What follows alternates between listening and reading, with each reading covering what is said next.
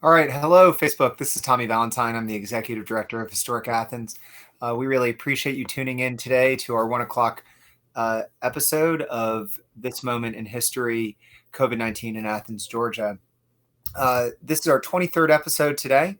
We've had the privilege of speaking to, before today, 22 amazing community leaders, elected officials, business owners, different people from around the Athens area. And today's no different. Today we're going to get to talk to Michele Pearson, a community figure that I'm sure is no stranger to most of you. We'll get a chance to talk to Michele about her work, what that work looks like year round, but then also what it looks like at this historic moment in time.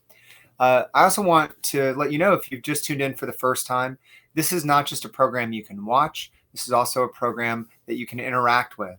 If you put a comment below this video, it can be a word of encouragement, a question, piece of feedback, anything like that. We can actually pull it up on screen and share it with our guest and make it part of this conversation.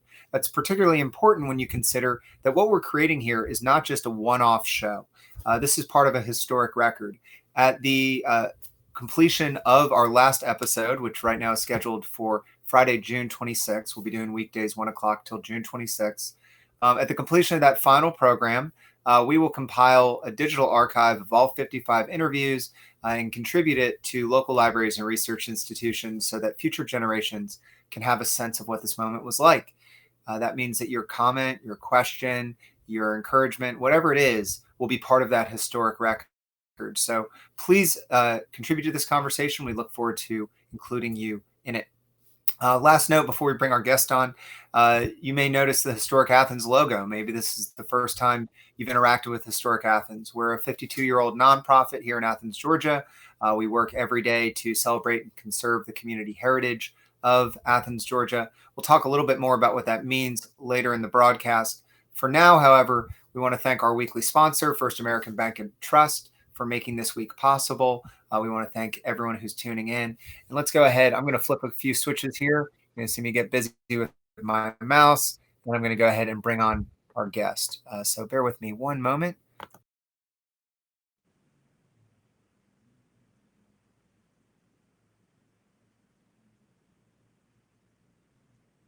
Hi, Michele. Hey, Tommy, how are you? Hi, welcome. Michele, we're so thankful that you're here. To the Historic Athens audience, you're certainly no stranger. You're an important community leader. You are inaugural Mardi Gras queen at our Mardi Gras masquerade last year. You're also no stranger to anyone that's watching this. We have a lot of people that watch this from our Rotary community, a lot of people that watch it that hold the African American cultural heritage community important. You're someone who, I don't know how you get any sleep because you're doing a million things at once. And then you have a business you operate too. So it's a lot of things at once. But I imagine that there's going to be some viewers either today or in the future that are watching this that may not know you. And so could you take a few minutes to introduce yourself, your connection to Athens, and what your work is like here? Yes. So I am Michele Pearson. Professionally, I am a financial advisor here in Athens. So I do have my own Edward Jones office out on Highway 29 by the Athens Technical College area, just for location references. But I live in the financial world mostly. My other hats, as you mentioned, actually do revolve in so many nonprofit spaces, from the Athens Housing Authority to our Rotary Club here in Athens, Envision Athens, the Northeast Georgia Business Alliance, and several others. But I live in those spaces on the nonprofit side, and I spend a lot of time, kind of my passion areas revolve around, affordable housing, and sustainable housing for folks, but then also making sure that people are economically sound.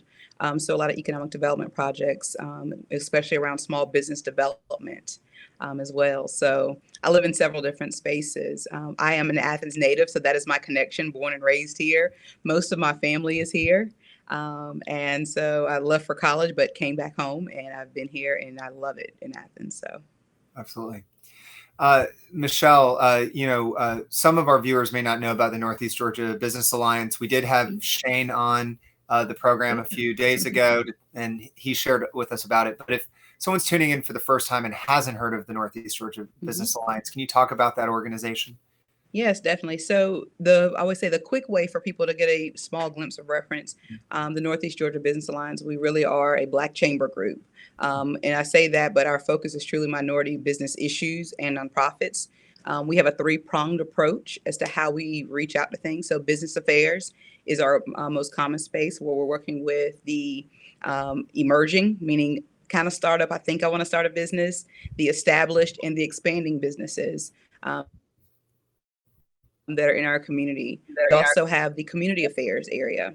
That and the community affairs looks at our churches, our nonprofits, our educational institutions, healthcare institutions. So a lot of those spaces. And so in some of those spaces, we may be helping them get established, helping them reach different populations from as far as communication. We also are then looking at them in terms of how do we then make sure you're set up properly, because so often 501c3 status can be overwhelming. So helping establish boards and doing trainings in that space. And then our third prong is government affairs.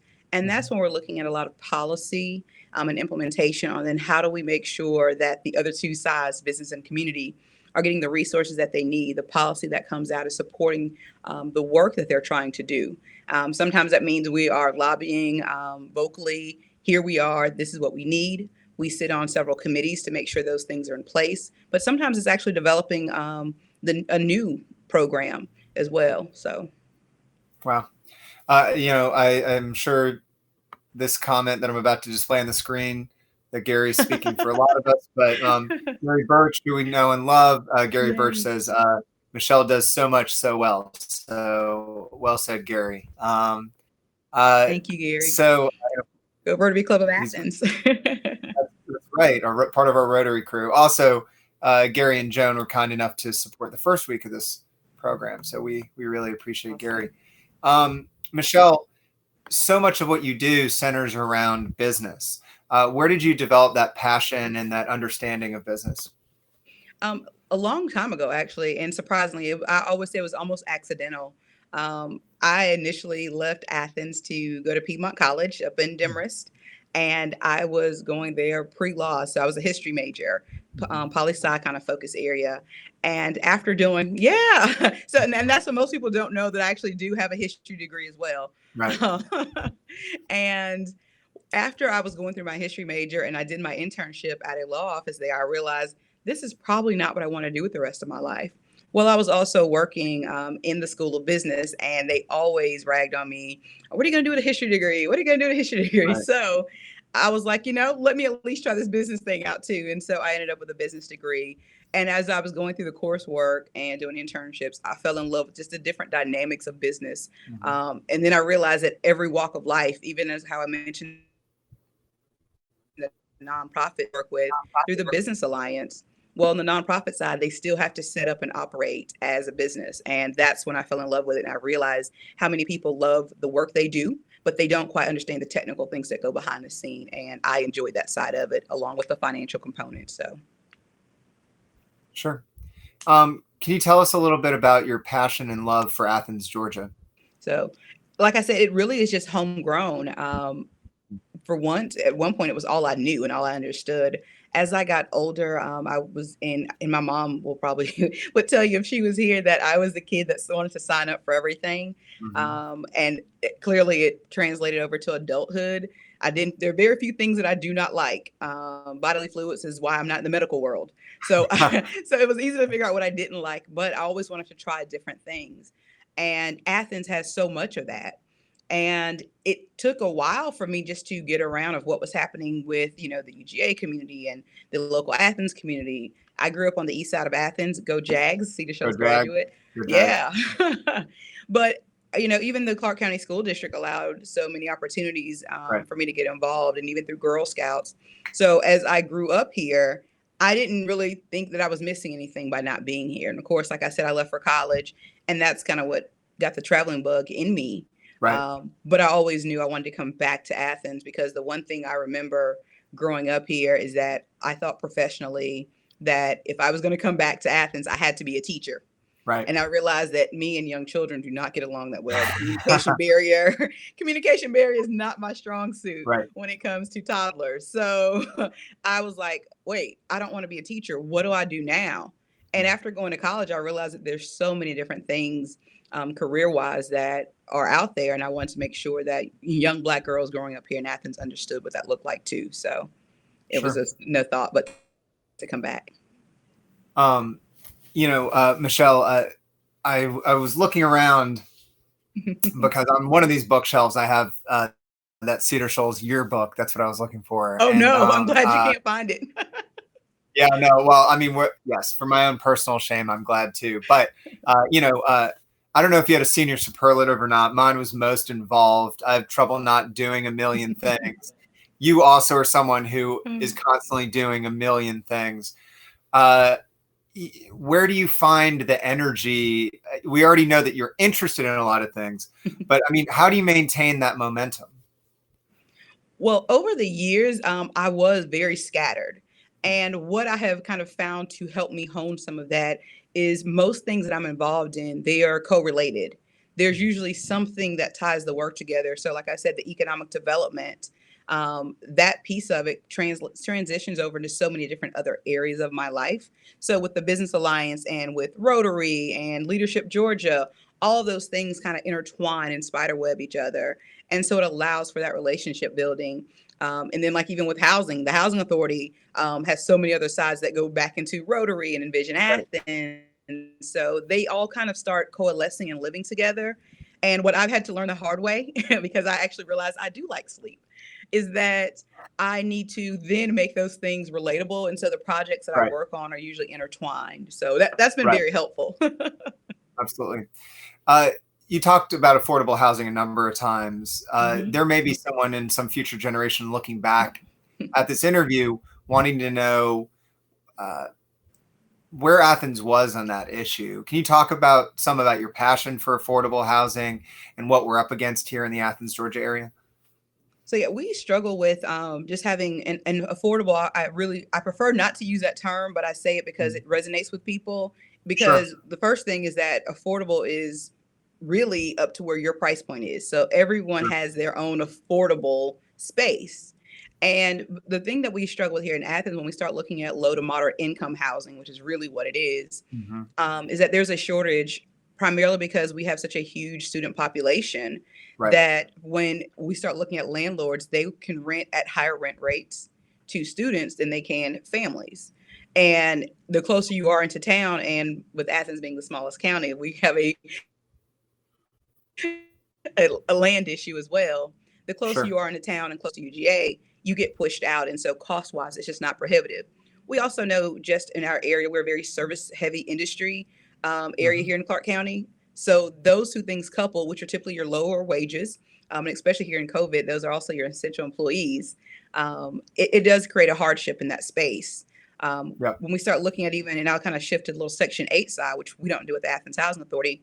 If you go look for houses that are available in Clark County on Section 8, there are none that show up on that list. So when you start searching for Hmm. housing, it is a difficult task to do when you start looking at income restrictions. Absolutely.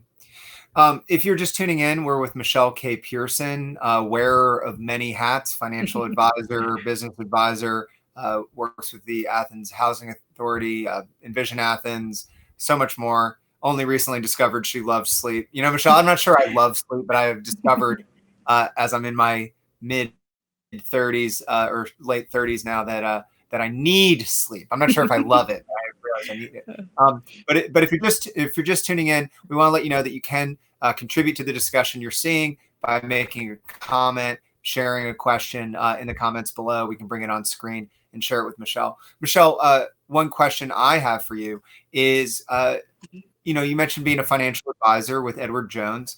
Can you tell us a little bit about that role? What's it like being a financial advisor?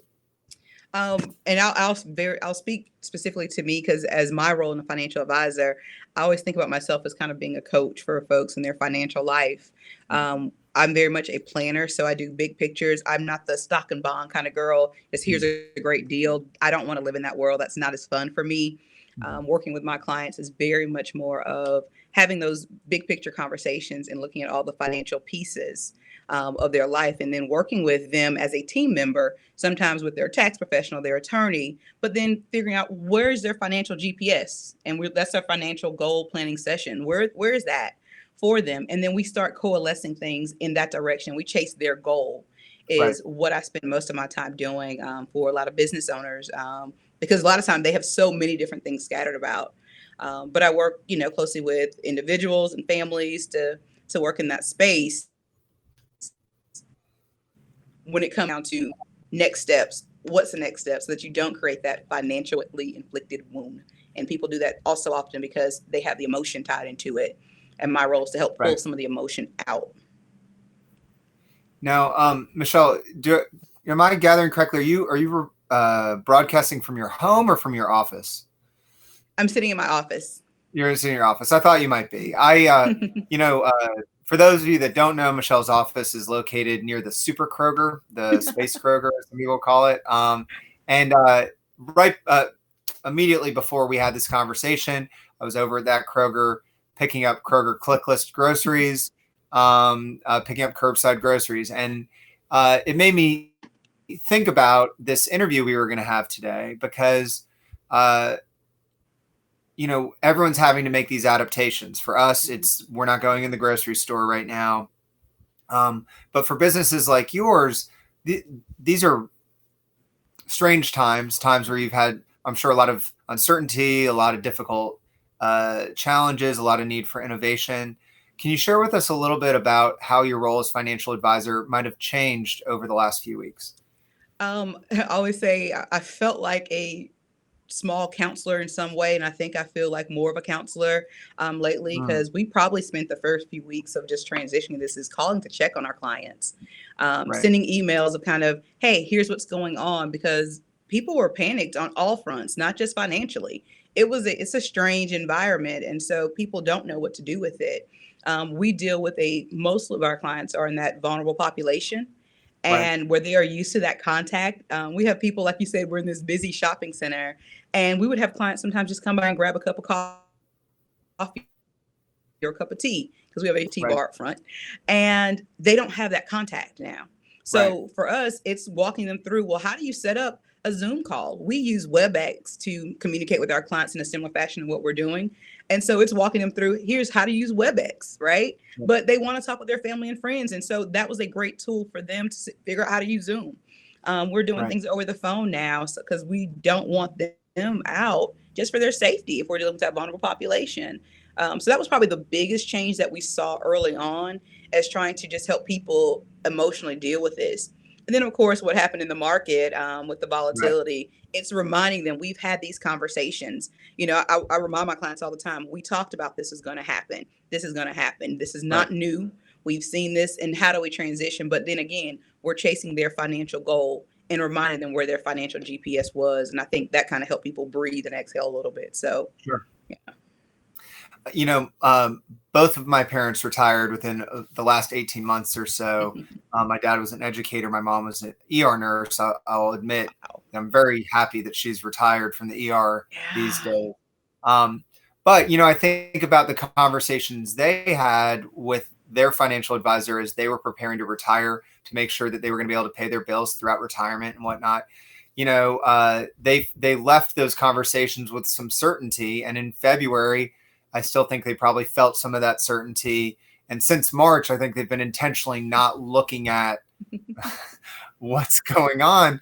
If a lot of your clients are in that same age bracket, I know you just mentioned that, you might have informed them that there was a market correction coming, or that there's some volatility that's just part of this process. But, you mentioned, I guess you feel somewhat like a counselor. So I imagine you're having to do a lot of hand holding and a lot of comforting in general. Is that right? I am, and it's funny. Most of it is non-financially related. That's the funny thing about it. It's like, okay, they're like, I'm glad, and it's funny because I'll have people actually calling to check on me, and Oh, they want to know how me and how's Becky, my right, assistant in the office. How are you guys doing? Because we're essential, so we've been in the office through this transition, and so they want to know if we're okay. But like I right, said, a lot of them, from a contact standpoint, because with Athens retirement community, we have people that their family may not be close by. And the good thing is with us being here in the shopping center, Wednesday is my day. Wednesday morning is my day to go pick Sure. up groceries, right? So I did the same thing, click list, great. Right. And so some of my phone calls is, do you need anything? I had a client who was in Kennesaw that they were, she's like, well, we don't even have hand sanitizer.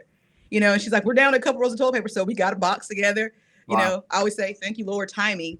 The week Right. before all this happened, my Amazon delivery of paper towels and toilet paper came. So I had a case at home, right? Wow. So I put toilet paper and I put some hand sanitizer that we had, thank you, Creature and Comforts, in a box. And I mailed it to them in Kennesaw because Wow. they didn't have. And so it wasn't that, they were dealing with financial issues. They were just concerned of what are we going to do? We're older. Right. We don't want to leave the house. Our kids aren't here. So it's very much more counseling in that fashion more than anything. Sure. Well, that sounds like excellent customer service. To put someone Creature Comforts hand sanitizer in this day and age, that is above and Yes. beyond. It sounds to me almost like your clients feel like it's almost a familial relationship. It sounds like it's a very close one. Is that true? I think it has to be. As a financial advisor, I tell people if you don't have that close relationship, because I'm like a doctor for your finances. I'm all up Mm. in your business. And so when Yeah. something is wrong, I usually know. I'm a lot of the first phone calls or the first set of phone calls that people make when they're thinking about major life changes, buying a house, selling a house, buying a car, selling a car. That they have medical issues going on. I'm on that list of phone calls with folks because it's just as important. And the question is, so what do we do now? And usually, like I said, that's not their question from a financial standpoint Right. most times. It's really, I want you to know. Right. So, So I want to ask a question a little bit about your psyche. I'll play your counselor for a second here. So okay. a lot of the people we're talking to through this series are in leadership roles. And if you're leading an organization, more often than not, if you're a good leader, you've helped calibrate that organization to the environment it lives in, right? So you're not just in charge of the business alliance, it's the Northeast Georgia Business Alliance, right? We're not just part of Rotary International, we're part of the Athens Rotary. And so we design these organizations to function in certain formats. And then something unprecedented like this happens. And all of a sudden, we have to figure out how to take this machine that was designed for this environment and figure out how to make it relevant in this environment. I talk to people every weekday at one who had to do that for one organization. But I think about all the hats we talked about earlier in the program, and you had to carry the weight and the challenge of working to recalibrate multiple organizations. So that sleep you mentioned loving, are you still getting any? Or, how are you dealing with the pressure of all that recalibration? The first thing is that I had to set boundaries. And that took, Mm, then trust me, that took a while for me to even grow into this process and phase of mm, my life as deciding that at this certain time, I'm actually going to turn off. right. And the one thing I didn't even mention in the middle of all this is that initially I was planning a wedding for That's July, right. I was right? going to get to that. That's right. I Yeah, didn't yeah, even plug it yeah, in, but we yeah, made other plans. And so I'm like, okay, whew, yeah, we're still going to yeah. get married, but no celebrations, a whole lot easier to plan, right? But Right, I decided that we were going to cut off at a certain time so that we could actually just kind of be at the house and right. exhale. We laughed, and Robert and I laughed and joked early on that everybody was kind of having cabin fever and they were like cleaning up everything and painting the house and all these great, Yeah, tasks that were on the list to do. And I was like, how do we make time to do that? right, And it really was, because when we finally did get home, it was like dinner and then just veg on the couch. Let's talk and catch up. How was your day? And so setting that boundary has helped. The other thing that I think is inherent, I always say this is what being a Black woman looks like because we carry so much and juggle so much naturally anyway, good, bad, or indifferent. That's what it feels like all the time. right. And so it wasn't a heavy burden for me to mentally get to, oh my gosh, this is something different.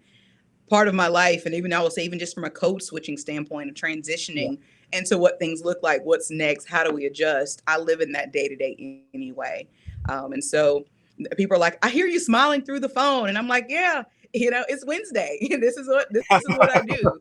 That's a normal Wednesday for me. Probably the saddest thing is that we don't have our lunch, meeting with Rotary, and so some of the folks I would normally connect with, I have to find other ways if I can't make the weekly call there. So. Yeah. So let's investigate that, because you've raised a really interesting issue here. So for some folks, the worst part of this is cabin fever, right? Not being able to get the ingredient from the store you want. Everyone's out of baking soda and the flour I like everywhere. And this is the stuff I usually use, but everyone in the world must just be baking right now. So I think that for folks who are experiencing a certain level of privilege, certainly I know that I experience a great deal of privilege. We still are stressed, and this is still hard, but it's a different kind of hard, right? You mentioned that this is what a Black woman looks like. It's a Wednesday. That's why you're smiling through the phone. For some folks, they're encountering types of pressure and limitations that they're not used to. Do you think that we come out of this with any net effect from that? Is there any kind of hope for greater empathy or compassion or anything that might come from that shared experience? I pray and hope and wish that we do as a just collective society. But at the same time, I also think very much of the individual is that we have to decide what we want to take from this. Right. Like I mentioned, how everybody's doing all these different tasks. And I Right. read somewhere people are like, it's okay if you don't pick up a new skill after all this is done. It Sure. really is okay. This may be the time that you needed, that God placed in your life for you to actually have a refresher and reflect on what you already are doing. And Sure. maybe the time is to eliminate some things in your life. Sure. So I really think that we can come out of this in a different space, because let's be clear, our old normal is not going to be the new normal. Right. And no matter what that is. And so we have to adapt and adjust. What I also hope that comes from this is from just a workplace environment, that jobs that people were told you can't work from home, you can't do this. And we made so many different changes and strides in the space. Well, Right. maybe it could be that you can work from Right. home. Just even women, maternity leave may look different now, Right. because you are at a home environment, and going back may look different. I'm Right. blessed enough to work at Edward Jones, where we actually have already had the extended 16 weeks available for maternity leave, Wow. and other Wow. organizations didn't. So maybe this could make certain things change in a positive direction for people in general. But I really think we have to be very conscious and decide what we want to do. The one thing that I tell my clients all the time too is you may want to unplug. The news is going to always make you anxious. That's what it's supposed to do. It's supposed to cause Right. a reaction emotionally. And so sometimes you have to step away from that. So if that doesn't mean you reading a book, maybe that means you picking up some habits that you had before, like gardening and walking and things of that nature. So we have to decide what future we want to have. Well, I know you mentioned the quality time with Robert, and obviously it's a shame to not have the celebration, although having been through wedding planning myself in the past, there's a mixed blessing there, Yeah,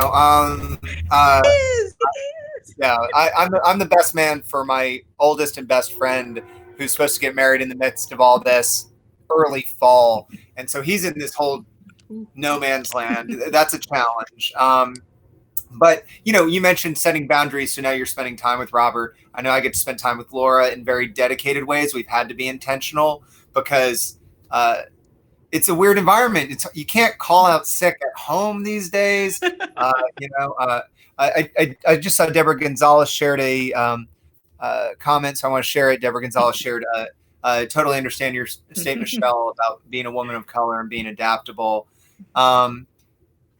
Michelle, I want to ask you a question. You talked about code switching a little bit earlier. First of all, to members of our audience that might not be familiar with that term, can you just outline code switching before I ask my question?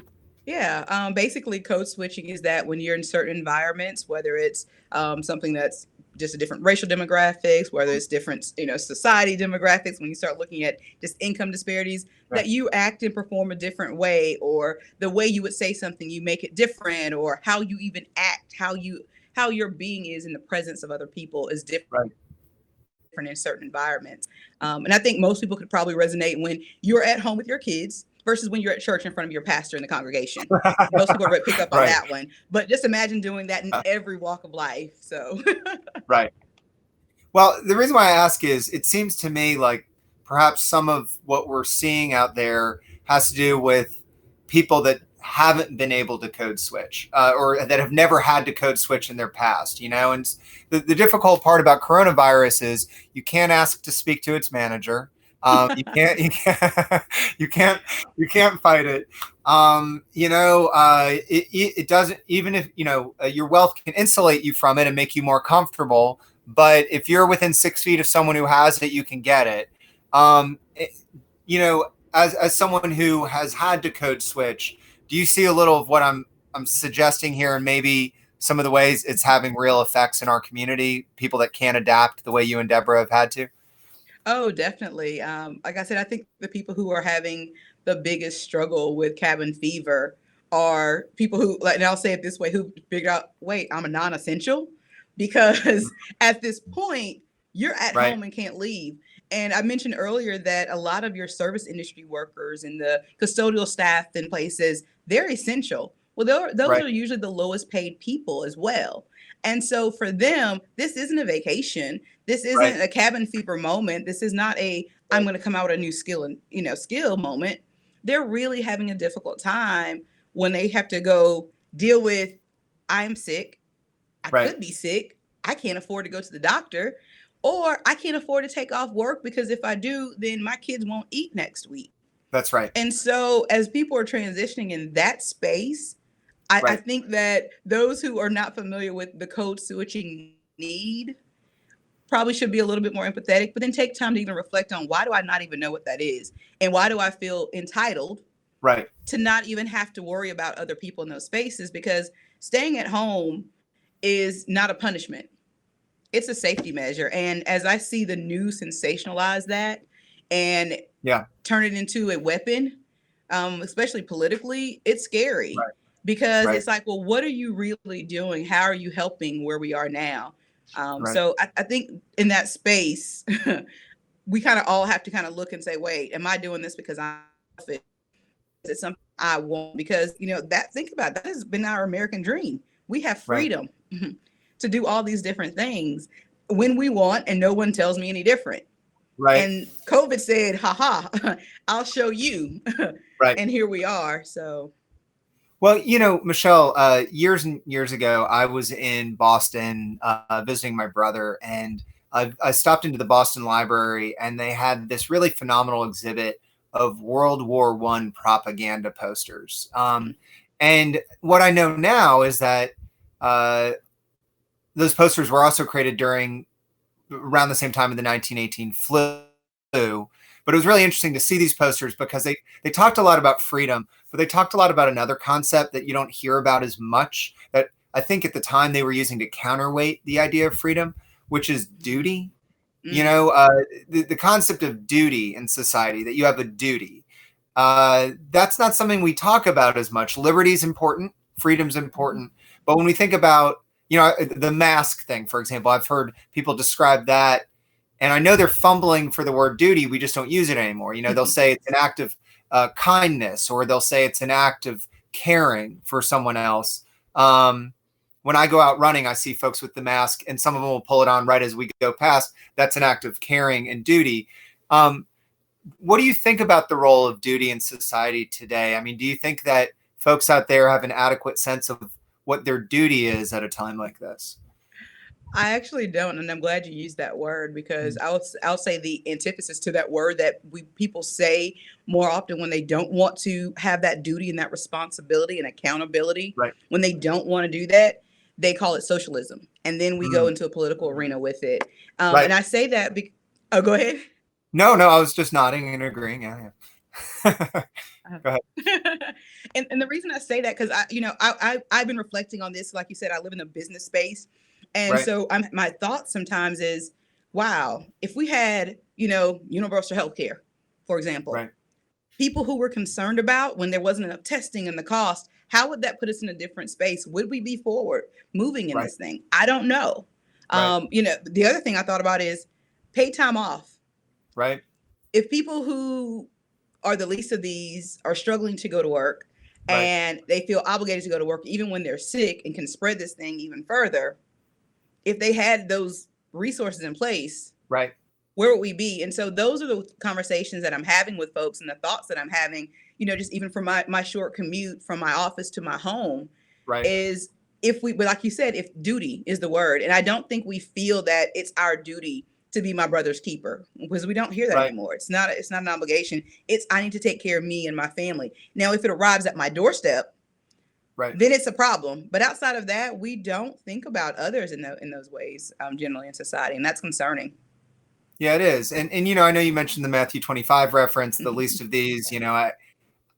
What's fascinating about prior generations' ideas of duty, not that I'm not hearkening to the past as a universally positive time, because that duty was certainly communal and ostracizing in certain ways. I mean, it was, we were talking about segregated eras, but nonetheless, when you look at this concept of duty, entire materials, people would stop using materials if they were perceived as being needed for a war effort. They would have victory gardens. There were these concepts of, oh, I have a duty to use up as little as I can so that there's more available for other people. And it does seem like, it's been a very long time since we've had rampant disease at this scale. It seems like this is the first time it's hit us since we let go of that concept of, of duty. Speaking of victory gardens, you mentioned earlier that people are developing new habits. You mentioned gardening. Have you developed any new habits, any new hobbies, any new self-care I practices? have had my old garden and I look back, it was like 2014. I had this garden put together, right? And then I had it tilled this past weekend. Oh, So wow. that I have not decided what I'm going to grow, if I'm going to grow anything. Yeah. I have started growing, like I've been doing more pot growing. And so I'm growing my own lemon tree, oddly enough. Oh, wow. I'm weird. A lemon tree and an avocado tree. Don't ask I me love why it. those two. So I have started kind of doing that and spending more time. But for me, I've been trying to pick up journaling. I've always struggled with journaling. I'm so much more verbal. And so for me to actually stop Yeah. and to take that time and then collect my thoughts, it has always been a difficult thing for me because I'm truly a Gemini. And as you mentioned earlier, that we are, task junkies and we're all over the place all the time. Right. So that's probably the thing I've been trying to pick up more, is just doing some journaling. Yep. Yeah, I have a little 3-line a night journal I've been using, and I will say, I looked back at it the other day and it doesn't feel profound enough. I feel like I should be writing letters that feel more important given the time we're living in. But yeah, journaling's important. No shade on the lemon tree. I will say that there's a guy on Twitter that I like that has been making a big deal about how he has a lemon tree and how it's the peak of wealth to have a lemon tree, because you can just have it whenever you want. So I looked into getting a lemon tree in my yard, but I don't get enough sunlight for that lemon tree. So I'll come steal some lemon tree. That's right. I'll let you know when it's ready. Yeah, you let me know when I can grab some lemons. We still have about a quarter of the program left with Michele. So please don't go anywhere. This is a perfect time to pop in with some questions. What I'm going to do very briefly, and it only should take about a minute or so, is thank our sponsors. And so if you have questions for Michele, take this time, go ahead and share them in the comment section. We'll pull them up on screen. So first of all, I just want to again acknowledge our weekly sponsor. Each week of this 11-week series is brought to you by a different weekly sponsor. This week is First American Bank and Trust. We want to make sure we pour our love on them. They've saved our neck. Many of you know about these PPP loans. They were able to help us navigate that process. If you're a business or an organization that is eligible and in need of those loans, we recommend reaching out to First American. There's also some great financial institutions you see here on our annual sponsor list. The list you see here, which includes Bank South and others. These are some of the fantastic folks that keep our lights on year round as annual sponsors. If you'd like to become an annual sponsor and join the names on this list, please visit historicathens.com. You can also become a donor member. We're fortunate in this community to have a wide array of donor members that help guide us throughout the year. And they can, you can also find out how to become that. It's only $5 a month at its lowest level at historicathens.com. And trust me, as a 501c3 in difficult times, every dollar counts. They're still collecting bills, so we still need your support. So please consider supporting us at that link. I also want to just bring this up. at 2 o'clock when this program ends, please head over to the Facebook page for the Athens Welcome Center. We operate the Athens Welcome Center. It's in the Church Waddle Brumby House, which is it was saving that house that started our organization. Each weekday at 2, they're doing different programming. Michelle Wynn, another wonderful Michelle, Mondays, Wednesdays, and Fridays, we'll be visiting some of the different sites that are on the National Historic Register of Places, or National Register of Historic Places, I'm sorry, here in Athens, Georgia. Today will be the Wilkins House at 2 p.m. And then on Tuesdays and Thursdays, another member of the Athens Welcome Center staff, Caitlin Short, has been doing different workshops and tours from the Welcome Center. So we would love for you to check that out at 2 o'clock. And then one last thing here before we get back to Michelle. I just want to, and I see Julie Denton. We love Julie Denton, speaking of our First American family. I just want to share this on the screen. Feel free to visit our Facebook for a scrollable or a zoomable version, because I know the font gets pretty small when you see 55 names.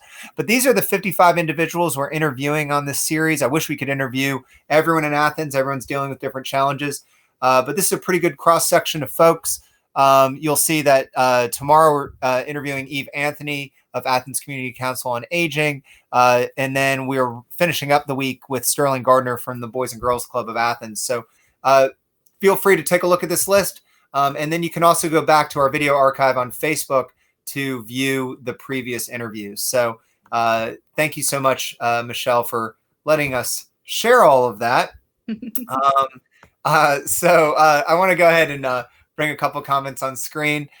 Jeremy Field just jumped in to say, I'm actually trying to garden journal for the first time this year. Love my garden. I stink at journaling too.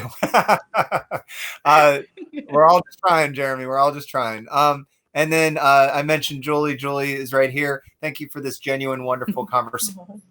Loving every minute.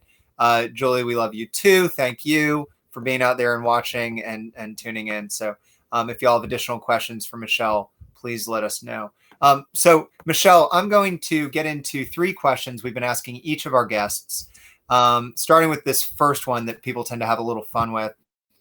So Michelle, if you woke up tomorrow and somehow this was all over, we were all safe, every business you know and love was open again, not just the ones that are doing great jobs at curbside, and you could go anywhere you wanted in this community, how would you spend your day?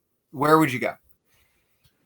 So probably the first place that I would go is to grab breakfast, right? Mm-hmm. And I'm kind of having a hard time deciding if I'm going to go to the bread and basket over in the corner of Chase Street and get a Southern breakfast, or if I'm going to go to Mama's Boy because they have some stuff that I like. So breakfast is going to be first on my list. I'm not a big shopper, but I would probably find myself actually walking around like between like starting over at the east side just to talk to people, to see how are you, what's been going on. A lot of my family still lives on the east side of Athens, so I would definitely be spending time with them as well. I would definitely somewhere in the middle of that have to probably let me just tell you this. I've gained the COVID-19, rightfully so, 19 pounds, because all of my visits outside of family are going to be food places. Between food and creatures and comforts, just so you know. That's why you only see my head. I have gained the COVID-19 pounds, everybody. That's very funny. So I'm probably going to figure out how can I get food from Rashi's, right? I need some Rashi cuisine in my life. I'm probably going to jump across the line to Girasoli's in Oconee County. And then, of course, my family being my family, will probably end up having some kind of party where we're going to say it's a small family gathering, and we're going to definitely go to close to 50 people being in one space at one time. So that is probably my first day, eating in with family. That's a good day. Yeah, I think biscuits in the morning is going to be my come up too. So I think if I could somehow find a way to eat Strickland's bread basket and Mama's Boy all on the same day. Yes. Can we carpool? Let's just do it. Just a biscuit tour. All right. So a second question here. So I know you're someone with a history degree. I know you and I have had conversations about history and Athens history, and you have connections to it. One concern in the historic preservation world is that when you come out of a recession and people are eager to build again, and we're not against building. Everything we're trying to save, someone had to build at some point. But sometimes what happens is you get people get maybe a bit reckless, and things that were previously safe historic sites can become endangered. Uh, you know, when you think back, or thinking ahead to folks that might be tuning into this 50, 60 years from now, when they're done watching this on whatever iPhone 30 or whatever they're watching it on, um, you know, uh, what are some historic places that you hope that if they get out into the community, they can still visit? What are some of your favorite places you hope we still preserve? My first one, when you said that, came to mind is the Morton Theater. Hmm. And actually, I'll try to adjust my camera. I don't know if you can see behind me, my camera I up have there. we have that one in the office, the That's Broderick truly Flanagan. the Yeah, yeah, Morton yeah, Theater. Yeah, yeah, it's yeah, truly it's hot corner, right? yeah. Right, And the Morton Theater is going to be the first place that, from a historic standpoint, that I hope people see, because it has such a rich history. right. Everything from the entertainment and the arts world, but from the business community, that the first Black dentist and doctor were housed in that space, and the Sure. apothecary is still there. I hope that that is still something that people can visit and see a show in. I love even the history of, Right. if you've never been in there, knowing the history of the seats that were taken out, but the ones that are there from a historic theater up in Ohio, and that's what the O is. It's not a Mm, decoration. All those little things that I love about the wow. Morton, that I hope people have an opportunity to truly just go touch and feel and support. Yeah, that definitely, the Morton's at the top of my list of places. Yeah, the Morton Theater in the hot corner, and yes, the Hmm. print. I was saying the print that you have, we have in the office too. Broderick does wonderful work. Broderick Yes, I Flanagan. have to brag. Yeah. I commissioned that piece. So this is the Did you? original. I Uh, did when I was getting my office here. yeah. I called Broderick is my cousin as well, and we go to church Mhm. together. So I said, Broderick, I was like, I love seeing these Athens pieces of, around town. I was like, Right. I want one for my office. And he was like, well, what do you want to be? I was like, I don't know. You're creative. I'm not. I do numbers. So I'll let you develop what it is. The only thing is I want it to be something that says Athens, but I Right. also wanted to say Black Athens. And so Right. that's also why the contrast, that it's not a white background, it's a black, all those different Oh, things. interesting. And that's what Broderick designed from that, because I gave him a very small description of what I was looking for, and his Right. mind went there. And so I love it. Yeah. Yeah, he's great. He was our first guest on this program, and right now, if you go up the stairs to our office at Old Fire Hall number 2 on Prince Avenue, right as you get to the top of the stairs is the same view. So thanks for commissioning it, so some of us can afford the print. Uh, so, uh, so, Michele, my last programmed question, and I think we still have some time before the top of the hour, but I think it can take the rest of the time with us. Let's think back to that future generation for a moment. Mhm. Uh, so, 100 years from now, what would you want someone to know about this moment in Athens history? So the one thing that I would probably, that really share and brag about is probably Athens Works type of initiative that's happening. And just the fact that everybody said, okay, we got to get together. How do we support folks? And so, again, this is where my COVID-19 pounds has come in at, is making sure that we're supporting places that are open. I've been, every other, week, just about, Robert and I would go through the drive through at Creature and Comforts, and we're buying hand sanitizer because I'm shipping it to clients. And, then I get my favorite Athena beer, and then I have to Sure. drink it, right? Right. And so even within that, and just the restaurants that are open, and making a very conscious effort to make sure we're supporting the restaurants. And so at least 2 or 3 times a week, we're saying, which one are we going to pick? And Hmm. then having, with my staff member, Becky and I, it's like, okay, it's lunchtime. Let's go support somebody. Where are we going to go Right. pick up? And so I just, that was so natural, and it felt so Athens, that I really was like, wow, we really do live in a great community. Do we have our challenges? Of course. So does every Right. community. But how quickly everyone banded together and said, let's do this. Let's try to find something to help people stay open and help the business community. That was just amazing. And knowing that that exists, and when we are in such a conflicting environment at times, and I did my 2.23 miles for Ahmaud Arbery. Those things, Right. those moments hurt, but these are the kind of glimmer of light that we want to see, or even that twinkle from a star in the night sky, when we have those moments that remind me that we can get through this, and Right. as a people and as a community. So So, that's such a wonderfully inspiring and important way of viewing things. I would love, there's part of me that wants to end on that note, even though we still have 5 minutes together. But I think that one thing I wanted to dig in with you today, because today, as Julie mentioned, today has really, from the interviewer side of things, I don't know how it feels on your end, but we have been able to touch on a lot of topics. So as long as we're, indulging ourselves in that depth, one thing I wanted to bring up is we talked about privilege earlier, cabin fever, essential workers. A friend of ours, a mutual friend of ours, I won't say who, I had a conversation with them yesterday, and they have been out of work since mid-March. And thankfully, they were let go with a small severance. They filed for unemployment in mid-March, but it's been 40-something days, and they still don't have. They're still not, receiving unemployment yet, and it really made me reflect on. I mean, they said in this case, thankfully, they don't have a mortgage or kids, but if they did, yeah. And so I think, you and I both know a number of people that this the situation is really hard on them, and that the help that should be arriving just doesn't seem to be arriving on time. Will you help me capture that moment for history too? I mean, are you aware of other situations like that we should be entering into this historic record? Oh, definitely. Even family members, as one put hearts on the screen for me, even as Yeah, like just several family members of mine that I've even talked to or have reached out to me have asked, what can I do? How do I do this? And I agree with you. It's not arriving on time. And even, I talked to my hairstylist a few weeks ago, and she was like, I really want to get back in the building, but I know it's not safe. But right, as her being a sole proprietor, business owner, she's like, I have no right, income. And so right, we just had that conversation of different things to do and how to be, how can you be helpful in those spaces.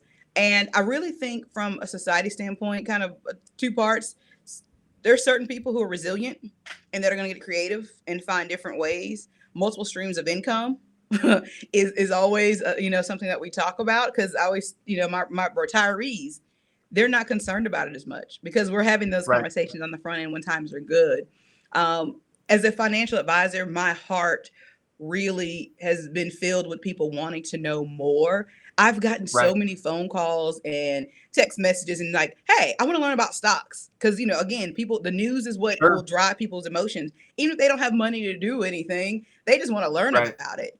And the fact right, that people are financially aware and they're curious has been kind of a warming space for me as a financial advisor. And so one of the things that here's a business practice that we're going to implement by the end of the month. I'm going to start doing a weekly market recap call over mhm, lunch, 15, 20 to kind of check in, here's what's going on, but then do another in-depth type of, session to talk about, let's learn about stocks. Let's talk about Social Security, because sure, there are people, as people are transitioning, it's not going to stop no matter what COVID does for us collectively as society. So we have to right, kind of start having that conversation. So from a financial standpoint, I'm glad that people are at least aware and saying, oh, I thought I had a plan, as long as, and realizing that that plan may not be as sound as they initially thought, and that sure, they're actually thinking about it and want to transition to it. But there are some folks that they have to then say, now, how do I become creative? Do I right, switch careers in this moment? Do I take the job that Kroger has a design, even though that's not what I want to do, but it'll get me through? And guess what? Kroger pays benefits for part-time employees. There's right, so many different things that I think people will have to consider of kind of what's next, but also realizing that nothing's permanent. It takes time, and it's hard to make those changes and pivot. And so I think people are going to have to pivot more than they thought they would or may be comfortable doing. But pressure makes a right. diamond, right? Yeah, no pressure, no diamonds. Right. Well, Michelle, it's been a real pleasure talking to you. I just shared our last comment of the day, Gary's. What a meaningful and uplifting conversation. Thank you both for all you're doing.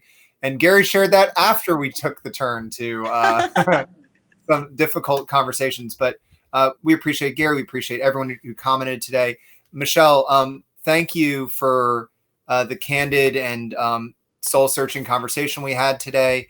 To everyone who's tuned in, at 2 o'clock. In just 1 minute, you'll be able to tune in over at the Athens Welcome Center Facebook page if you want to check out some of their live cast programming. Otherwise, we'll be back tomorrow at 1 o'clock with Eve from Athens Community Council on Aging. Thank you all. Please stay safe, be healthy, and as Michele said, set boundaries where you can send them. Try to fit some life in here too. So, Michele, thank you very much. Please take care. Okay. Thank you. Y'all have a good one. Thank